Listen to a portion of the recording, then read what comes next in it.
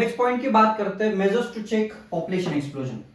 तो जब हम पॉपुलेशन एक्सप्लोजन के बारे में हमने डिस्कशन किया था कि मतलब जब तुम्हारे देश की पॉपुलेशन ज्यादा बढ़ती है as compare to economic growth, तब पॉपुलेशन एक्सप्लोजन होता है। मतलब पॉपुलेशन ज्यादा बढ़ रही है और उतने ही तुम्हारे देश में इकोनॉमिक ग्रोथ नहीं हो रहा है, राइट। तो पॉपुलेशन एक्सप्लोजन जो है उसको हम कैसे चेक कर सकते हैं या उसको लिए सोल्यूशन हम क्या ला सकते हैं।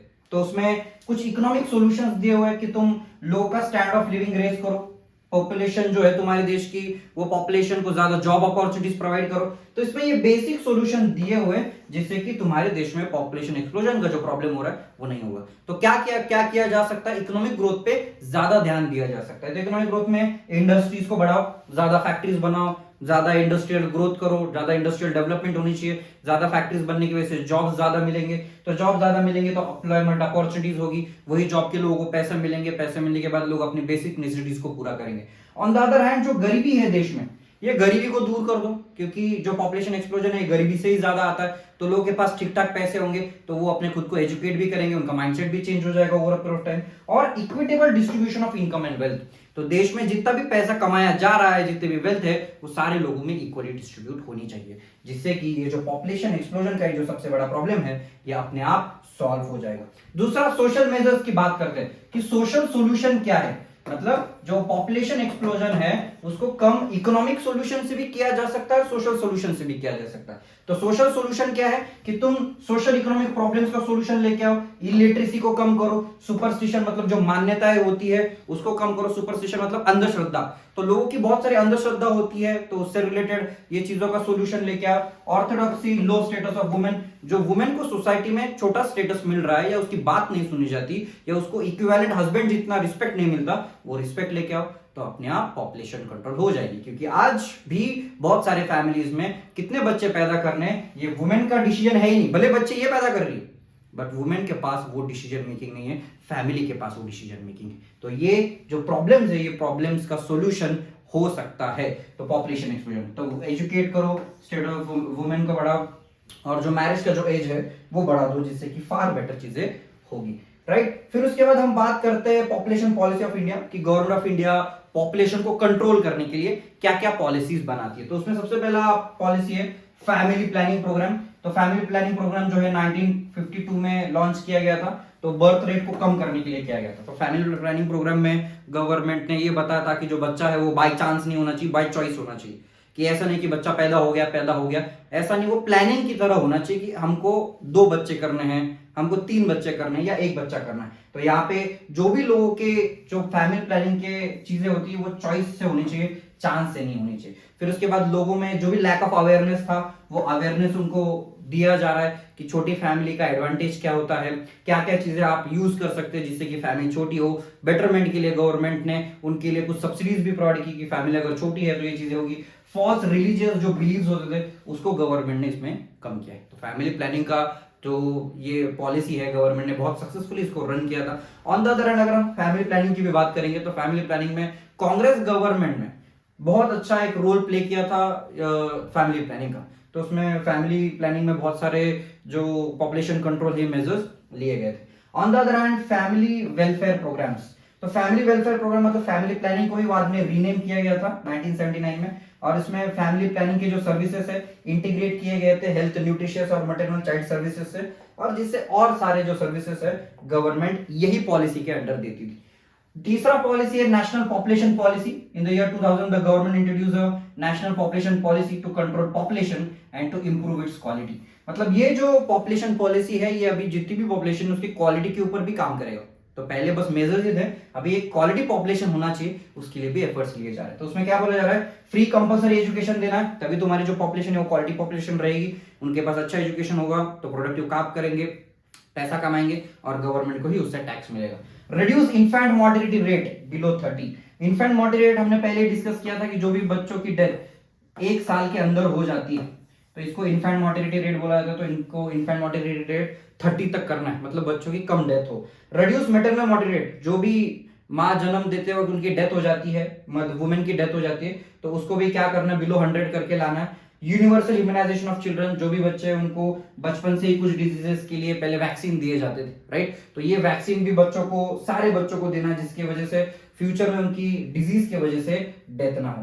फिर उसके बाद delays marriage of the girls के ऊपर फोकस किया जा रहा है कि लड़कियों की जो शादी है वो 18 साल में ना हो और उसका एज बढ़ाया जाए। ऑन द अदर हैंड में प्रेफरेबली 20 कंसीडर किया जा रहा है। Prevention of control communicable diseases, जो डिजीजेस उसके ऊपर भी काम करेंगे और स्टेबल पॉपुलेशन 2045 तक लेके आएंगे। मतलब इंडिया की जो पॉपुलेशन है 2045 तक एक बैलेंसेबल पॉपुलेशन हो जाएगी, जिसमें जितने रिसोर्सेस है उतनी ही पॉपुलेशन रहेगी। मतलब पॉपुलेशन एक्सप्लोजन नहीं होगा, simple as that.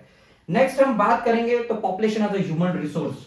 Population as a human resource की अगर हम बात करेंगे तो जो तुम्हारे देश की जो पॉपुलेशन होती है ये सबसे इंपॉर्टेंट रिसोर्स है। सबसे इंपॉर्टेंट रिसोर्स मतलब क्या, जैसे पेट्रोल, डीजल, गोल्ड, सोना चांदी, ये सारे जो रिसोर्स है ह्यूमंस के लिए बहुत इंपॉर्टेंट है। इन द सेम वे देश के लिए उसके देश के जो लोग होते हैं वो एक सबसे बड़े रिसोर्स होते हैं। पेट्रोल, डीजल, सोना चांदी से भी ज्यादा इंपॉर्टेंट होते हैं। तो यहाँ पे जो लोग हैं ये तुम्हारे देश के लिए यूजफुल तभी बन पाएंगे जब वो लोग एजुकेटेड है, उनके पास कुछ काम करने का स्किल सेट है, तभी वो लोग क्या बन पाएंगे, अल्टीमेट रिसोर्स बन पाएंगे। तो यहाँ पे वही जो पॉपुलेशन है वो हेल्दी होनी चाहिए, एजुकेटेड होनी चाहिए, मोटिवेटेड होनी चाहिए काम करने के लिए कि मुझे कुछ काम करना है, मुझे कुछ करके दिखाना है, सोसाइटी में कुछ ना कुछ बनना है, मेरे पास पैसा होना चाहिए, मेरे पास रुतबा होना चाहिए, रेपुटेशन होना चाहिए, लोग मेरे को आके मेरे को एज अ मोटिवेशन समझे, right. Human resources like other resources are not equally distributed all over the world.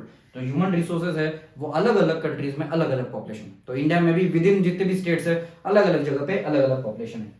They differ in their educational level, age and sex, their numbers and the characteristics also keep changing. मतलब हर एक area में कुछ लोग ऐसे होंगे जिनका education है, एजुकेशन कम है, तो अलग अलग कैरेक्टरिस्टिक्स के लोग अलग अलग एरिया में तुमको देखने को मिलेंगे एज पर their age, skin colour, skin type, ये सारे लोग अलग अलग एरिया में है। द यूनाइटेड नेशन यूएनडीपी जो है उन्होंने इंट्रोड्यूस किया है ह्यूमन डेवलपमेंट 1990 में, कि जो ह्यूमन डेवलपमेंट है वो हमको 3 अलग अलग पर्सपेक्टिव से देखना है। मतलब इकोनॉमिक, सोशल, कल्चरल, पॉलिटिकल, कि तुम्हारे देश के जो लोग हैं, तुम्हारे सोसाइटी के जो लोग हैं वो इकोनॉमिक पर्सपेक्टिव से कितना डेवलप्ड है, सोशल पर्सपेक्टिव से कितना डेवलप्ड है, कल्चरल और पॉलिटिकल पर्सपेक्टिव से कितना डेवलप है, ये सारी चीजें देखी जा रही है यूएनडीपी में। तो यूएनडीपी में ये जो ह्यूमन इंडेक्स है वो भी दिया जाता है जिसमें इन कंट्रीज की रैंकिंग की जाती है, ये भी बहुत इंपॉर्टेंट पॉइंट है। Role of human resources in economic development. अभी ह्यूमन रिसोर्सेज का क्या रोल है, ह्यूमंस का क्या रोल है इकोनॉमिक डेवलपमेंट में, ह्यूमंस क्यों इंपॉर्टेंट है किसी भी देश की डेवलपमेंट में, या उसके देश के जो सिटीजंस क्या रोल प्ले करते हैं वो देश के डेवलपमेंट में, उसकी बात करें। Human development is an and while economic growth is a means. मतलब ह्यूमन डेवलपमेंट तो ये एंड रिजल्ट हो गया, ह्यूमन डेवलपमेंट ये तो एंड रिजल्ट है, बट जो इकोनॉमिक ग्रोथ है ये एक उसका रास्ता है। So human condition should be improved. Human development can contribute to reduction in the civil disturbances. अगर ह्यूमन का अगर डेवलपमेंट होता है, ह्यूमन डेवलपमेंट अच्छे से होता है, तो सोसाइटी में जो भी डिफरेंसेस है, जो भी झगड़े वो अपने आप सॉल्व हो जाते हैं और पॉलिटिकल स्टेबिलिटी ज्यादा देखने को मिलती है, डेमोक्रेसी और बेहतर चली होती जाती है। Human development is concerned with widening not merely income choice but also covering all aspect of human development। मतलब human development बस ऐसा नहीं कि लोगों के पास choices है, लोगों के पास पैसा है, ऐसा नहीं, पर लोगों के पास अच्छा एक सोशल, कल्चरल और पॉलिटिकल एनवायरनमेंट भी होना चाहिए। उनके देश का पॉलिटिकल स्ट्रक्चर अच्छा होना चाहिए, उनके देश में जॉब मिलने चाहिए, उनका देश लोगों का कल्चर अच्छा होना चाहिए, ये सारे पॉइंट्स के बारे में भी वो बात करता है। नेक्स्ट बात करेंगे, human resource development occurs through provision of educational facilities, increase in literacy rate specially among the women, tend to reduce birth rate. मतलब ये जो ह्यूमन रिसोर्स डेवलपमेंट है ये वुमेन में ही ज्यादा होना चाहिए, एजुकेशन वुमेन को भी ज्यादा मिलना चाहिए, बच्चों को मिलना चाहिए, जिससे कि जो पॉपुलेशन का सबसे बड़ा प्रॉब्लम है, इन्फेंट मॉर्टेलिटी रेट का सबसे बड़ा प्रॉब्लम है, वो भी सॉल्व हो जाए, लोगों में अवेयरनेस आए basically. Human resource development contribute to improvement in life expectancy.